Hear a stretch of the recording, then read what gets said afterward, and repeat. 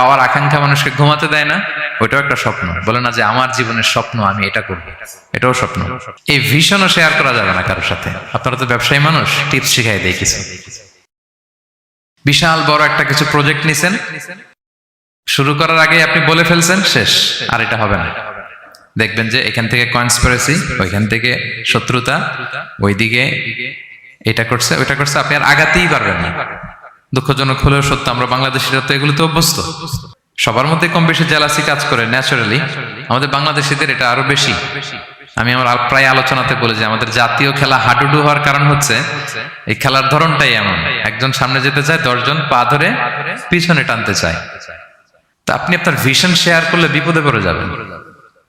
আপনি proper homework করবেন, ground work করবেন, কাউন্সিলিং করবেন, প্রজেক্ট দাঁড় করাবেন, লঞ্চিং প্রোগ্রামের দিন সবাইকে জানাবেন। সব রেডি, এবার আর কেউ কিছু করতে পারবেন, এটা দাঁড়ায় গেছে, সব রেডি আমার। লঞ্চিং জাস্ট একটা ফর্মালিটিস, তারপরে আমার কাজ শুরু হবে। কিন্তু আপনি আগেই যদি সবাইকে জানায় ফেলেন, হবে এটা? স্বপ্ন শেয়ার করতে নেই।